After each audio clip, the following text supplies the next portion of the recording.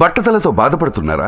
ఆధునితనమైన పద్ధతిలో hair transplantation చేయబడును. Face clinic, Hyderabad.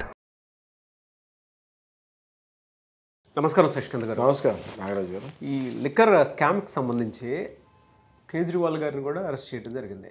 అవును. ఏంటి సార్ అసలు కంప్లీట్ స్టోరీ ఏంటి? అసలు దీనికి సంబంధించి ఏం జరిగింది? అంటే మనం కథనాలు చూస్తూ ఉంటే రకరకాలుగా వస్తూ ఉన్నాయి. నా అనాలిసిస్ ఏంటంటే అసలు మెయిన్ టార్గెట్ కేజ్రీవాలేనండి. లాస్ట్ టైం కూడా మనం పర్సనల్గా డిస్కస్ చేసుకున్నప్పుడు కూడా మాట్లాడుతూ జరిగింది. అవును. నా అనాలిసిస్ ఏంటంటే మెయిన్ టార్గెట్ కేజ్రీవాలే.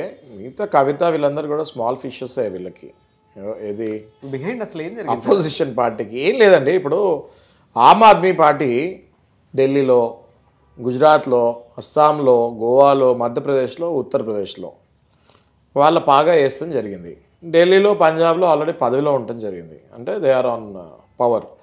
ఓకే, స్లోగా ఇప్పుడు బీజేపీకి ఏ పార్టీ అపోజిషన్ అవుతుంది అండ్ కాంగ్రెస్ తర్వాత థర్డ్ నేషనల్ పార్టీ ఎవరైనా ఉన్నారంటే అది ఓన్లీ ఆమ్ ఆద్మీ పార్టీ.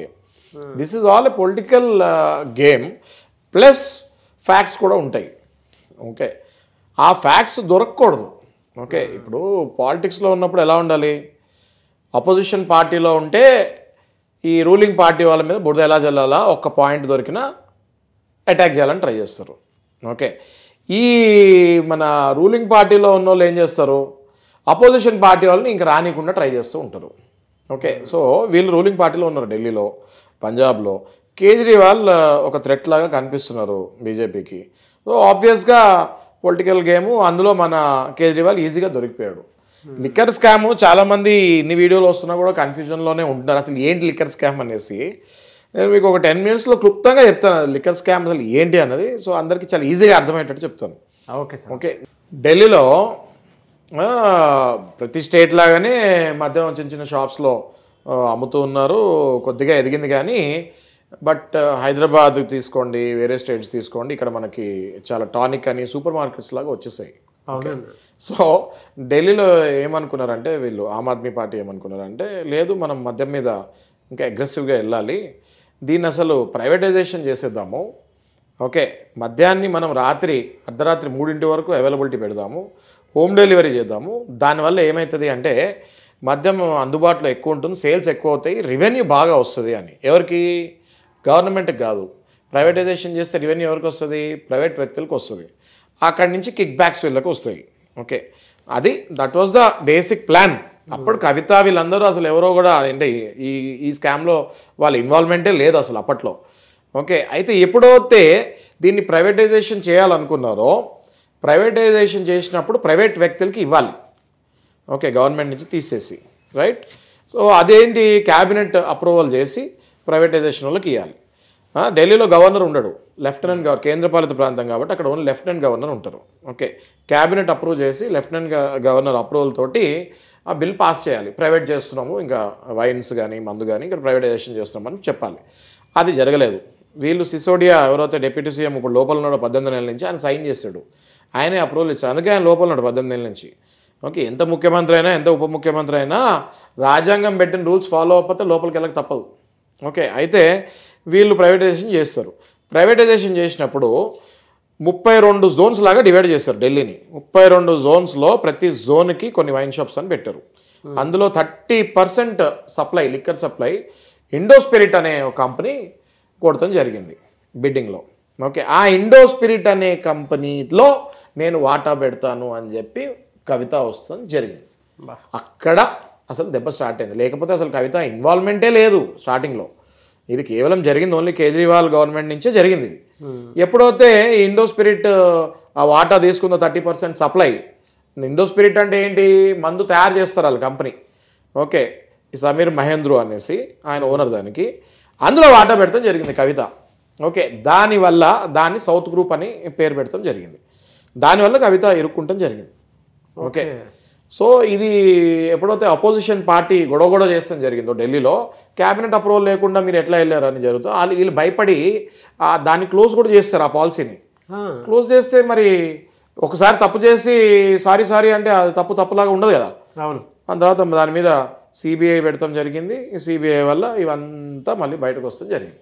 సింపుల్గా చెప్పాలంటే అది ఓకే స్కామ్. అయితే ఇది ఇప్పుడు ఎన్నో రాష్ట్రాల్లో ఎన్నో పథకాలు తీసుకొస్తూ ఉంటారు స్టేట్ గవర్నమెంట్స్, అవి నడుస్తూ ఉంటాయి, పెద్దగా పట్టించుకోరు సెంట్రల్ గవర్నమెంట్. ఓన్లీ కేజ్రీవాల్దే ఎందుకు పట్టించుకుంటున్నారు అంటే దానికి కారణం మెయిన్ కేజ్రీవాల్ కాంగ్రెస్ కంటే పవర్ఫుల్ ఫ్యూచర్లో అవుతుంది అన్న ఒక analysis Modi, Amit Shah, BJP party చేస్తాం జరిగింది. ఎప్పుడైతే కేజ్రీవాల్ మనకి మేకై కూర్చుంటాడని తెలిసిందో బీజేపీ పార్టీ ఆయన మీద డెఫినెట్గా చిన్న తప్పు దొరికితే వేసేద్దాం అన్న పొజిషన్లో ఉన్నప్పుడు కేజ్రీవాల్ ఈ తప్పు చేసి దొరికిపోయాడు. అయితే కేజ్రీవాల్ని అరెస్ట్ చేయాలి కదా, మరి కేజ్రీవాల్ని ఎందుకు అరెస్ట్ చేయలేదు ఇన్నాళ్ళు అంటే కేజ్రీవాల్ మొట్టమొదటి ముఖ్యమంత్రి, జైల్లోకి వెళ్ళిన మన దేశంలోనే మొట్టమొదటి ముఖ్యమంత్రి, పదవిలో ఉన్న ముఖ్యమంత్రి జైల్లోకి వెళ్తున్నది ఓన్లీ కేజ్రీవాల్. జార్ఖండ్లో ఉన్న సీఎం కూడా సోరెన్ కూడా రాజీనామా చేసే జైలుకి వెళ్ళారు. అప్పట్లో జయలలిత కూడా పదవిలో లేనప్పుడే జైలుకి వెళ్ళారు. మన చంద్రబాబు నాయుడు కూడా పదవిలో లేనప్పుడే జైలుకి వెళ్ళారు. ఓకే, కేవలం అరవింద్ కేజ్రీవాల్ ఒక్కడే ముఖ్యమంత్రిలాగా ఉండి జైలు లోపలికి వెళ్తాం జరిగింది మన దేశంలో ఫస్ట్ అది. ఓకే, అయితే అందులో నుంచి ఇప్పుడు అరెస్ట్ చేసిన తర్వాత అందులో నుంచి ఎలా పాలన చేయాలి అన్న టెన్షన్లో కేజ్రీవాల్ పడతాం జరిగింది. ములాఖాతులు ఎక్కువ అవ్వాలి, అడ్మినిస్ట్రేషన్ జైల్లో నుంచి చేయాలంటే ఏమవుతుంది, అందరు కలెక్టర్లు అందరూ జైలుకి రావాలి, మినిస్టర్లు అందరూ క్యాబినెట్ అంతా జైలుకి రావాలి, ఈ ములాఖాతులు ఎక్కువ అవుతుండాలి. జైలు నుంచి పాలన ప్రస్తుతానికి వస్తే చేస్తున్నాడు. తన భార్యకి ముఖ్యమంత్రి పదవి ఇద్దామన్న ఆలోచనలో కూడా ఉన్నట్టు మనకి వార్తలు వస్తున్నాయి. ఎలా సార్ అంటే కేజ్రీవాల్ గారి వైఫ్కి ఉన్నటువంటి అర్హతలు ఏమనుకోవచ్చు మనం? యాక్చువల్ కేజ్రీవాల్ వైఫ్ సునీత గారు, తను కూడా ఐఆర్ఎస్ ఆఫీసరే. ఓకే, కేజ్రీవాల్ కూడా ఐఆర్ఎస్ ఆఫీసరే. వాళ్ళిద్దరు కూడా యాక్చువల్గా ఆ ట్రైనింగ్లోనే ఇద్దరు కలిసి వాళ్ళది లవ్ మ్యారేజ్ వాళ్ళది. ఓకే, సో తనకి అన్ని అర్హతలు ఉన్నాయి. She's well qualified and member of legislative council, MLC అవ్వచ్చు, దాని తర్వాత ముఖ్యమంత్రి ఇవ్వచ్చు. ఇప్పుడు ఎలా అంటే 1997లో లాలూ ప్రసాద్ యాదవ్ ఎప్పుడైతే ఫాడర్ స్కామ్లో ఇరుక్కున్నారో ఆయనకు అరెస్ట్ వారెంట్ ఆయన మీద ఇష్యూ అయినప్పుడు ఆయన రిజైన్ చేసి తన భార్య అయిన రబ్రీదేవిని ముఖ్యమంత్రి చేశారు. ఆమె 3 సార్లు సర్వ్ చేసింది ముఖ్యమంత్రిలాగా. ఓకే, అలా కంపేర్ చేసుకుంటే రబ్రీదేవి కంటే తిని ఇక్కడ ఐఆర్ఎస్ ఆఫీసర్ సునీత గారు మచ్ కేపబుల్ కదా. సో ఆబ్వియస్గా అది కూడా నడుస్తుంది. ఎలా వచ్చినాయంటే ఆ రూమర్స్ ఎలా వచ్చాయంటే ఈ పార్టీ మెంబర్స్, మీడియా కొంతమంది అరవింద్ కేజ్రీవాల్ ఇంటికి వెళ్ళినప్పుడు తన చైర్లో వైఫ్ కూర్చొని ఉంది, అది చూసి రూమర్స్ బయటకు వస్తాం జరిగింది. యాక్చువల్గా వినికిడి ఏంటి అంటే అది వాళ్ళ ఇల్లు, అది ఆ కుర్చీలో అది అరవింద్ కేజ్రీవాల్ రోజు కూర్చునేవాళ్ళు వీళ్ళు డిస్కషన్స్ అయినప్పుడు. ఇప్పుడు అరవింద్ కేజ్రీవాల్ జైల్లో ఉన్నారు కాబట్టి ఆ కుర్చీలో తను కూర్చుంది వీళ్ళు వచ్చినప్పుడు. ఓకే, ఇదంతా కూడా సినిమాటిక్గా, డ్రామాటిక్గా ఉంటాయి కొన్ని. సో బట్ నిజాలు ఏంటి, అబద్ధాలు ఏంటి అనేది మనకి ఫ్యూచర్లో తెలుస్తాయి. బయట ఏంటంటే అరవింద్ కేజ్రీవాల్ ఆ కుర్చీలో సీఎం కుర్చీలో ఆవిడ కూర్చుంది కాబట్టి ఆటోమేటిక్గా ఆవిడే సీఎం అని అనుకుంటున్నారు. బట్ తప్పు కూడా లేదు, ఎందుకంటే ఇప్పుడు ఇది ఎమర్జెన్సీ సిచ్యువేషన్ లాంటిది. ఇప్పుడు తిను జైల్లో ఉన్నారు, ములాఖాతుల మీద ములాఖాతులు అవుతూ ఉంటాయి అడ్మినిస్ట్రేషన్ చేయాలంటే. It is not so easy to get so many ములాఖాత్స్. రోజుకి 20-30 ములాఖాతులు అవుతాయి కానీ ఈయన అడ్మినిస్ట్రేషన్ చేయలేడు. ఓకే, ఎందుకంటే he need to meet bureaucrats, he need to meet ministers, he need to meet cabinet members. ఇట్లా కంటిన్యూ కలుస్తుంటే జైలు నుంచి పాలన అనేది కంటిన్యూగా అవుతామన్నది అది కరెక్ట్ కూడా కాదు. అప్పుడు జైలే ఇల్లు అయిపోద్ది, మళ్ళీ ఇంకా కస్టడీకి తీసుకొని ఏం లాభం. కాబట్టి ములాఖాతులు కూడా ఎక్కువ అలౌ చేయరు. ఆ సందర్భంలో ఏమవుతుందంటే సందర్భమైన పరిస్థితి కాబట్టి డెఫినెట్గా సునీత గారిని ముఖ్యమంత్రి చేసే ఛాన్స్ 100% ఉంది. ఓవరాల్గా ఈ లిక్కర్ స్కామ్కి సంబంధించి ఏ విధంగా ఉండే అవకాశం ఉంటుందో మనం భావించవచ్చు అంటారు? ఇప్పుడు చూడండి, బుచ్చిబాబు మెయిన్. ఓకే, ఎవరైతే బుచ్చిబాబు ఉన్నాడో కవిత పిఏ, ఆయన అరుణ్ రామచంద్ర పిల్లై, శరత్ చంద్ర, వీళ్ళందరూ కూడా సౌత్ గ్రూప్లో ఉండటం జరిగింది. ఈ అరుణ్ రామచంద్ర పిల్లై ఎవరైతే కవితకి బినామీయో, ఈ బుచ్చిబాబు ఎవరైతే కవితకి చార్టెడ్ అకౌంటెంటో, వీళ్ళు వాంగ్మూలం ఇస్తాం జరిగింది క్లియర్గా కవిత ఇన్వాల్వ్మెంట్ ఇందులో ఉంది అని. ఆ తర్వాత కవిత అరెస్ట్ అయిన తర్వాత కవిత వాంగ్మూలం మీద అరవింద్ కేజ్రీవాల్ని మెయిన్ ఎవరైతే టార్గెట్ ఉన్నారో అరవింద్ కేజ్రీవాల్ని అరెస్ట్ చేస్తాం జరిగింది. ఓకే, అయితే తనని 6 రోజులో 7 రోజుల్లో కస్టడీకి తీసుకున్నారు కవిత గారిని. అప్పట్లో చాలా రూమర్స్, చాలా రిపోర్ట్స్ వచ్చాయి మనకి. సన్ రైజ్, సన్సెట్ తర్వాత అరెస్ట్ చేయకూడదు, సన్ రైజ్ ముందు అరెస్ట్ చేయకూడదు, ఇట్లాంటివన్నీ చాలా రూమర్స్ వచ్చాయి కవితను అరెస్ట్ చేసినప్పుడు. ఎట్లా చేస్తారు. ఇప్పుడు మన కపిల్ సిబ్బల్ కూడా సుప్రీంకోర్టులో చాలా ఆర్గ్యుమెంట్ చేస్తాం జరిగింది. ఇంతకుముందు సుప్రీంకోర్టులో ఈడీ డిక్లరేషన్ ఇచ్చారు, ఎలా అరెస్ట్ చేస్తారు కవితని, అది ఇది అనేసి. అయితే ఇప్పుడు ఈ సన్ రైజ్, సన్సెట్ అనేది చాలామంది మాట్లాడుకుంటారు కానీ దానికి కూడా కొన్ని రూల్స్ ఉన్నాయి నాగరాజు గారు. సన్సెట్ తర్వాత అరెస్ట్ చేస్తే, ఒకవేళ మహిళను అరెస్ట్ చేస్తే ఒక మహిళ తోడుగా ఉండాలి, దానికి కోర్టు పర్మిషన్ ఉండాలి. ఓకే, వీళ్ళు బేసిక్గా కొంతమంది మాట్లాడేది బేసిక్ పాయింట్స్ తీసి చర్చల్లో పాల్గొంటుంటారు. బట్ లా కరెక్ట్గా తెలుసుకున్న వాళ్ళకి తెలుసు సన్సెట్ తర్వాత కూడా అరెస్ట్ చేయొచ్చు. అరెస్ట్ చేస్తే దానికి కోర్టు పర్మిషన్ ఉండాలి. మహిళను అరెస్ట్ చేస్తే ఇంకో మహిళా పోలీస్ అధికారి ఉండాలి, తీసుకోవచ్చు, అరెస్ట్ చేయొచ్చు. వీళ్ళన్నీ రూల్స్ ప్రకారమే అరెస్ట్ చేస్తారు. వారం రోజులే అని కస్టడీకి తీసుకున్నారు.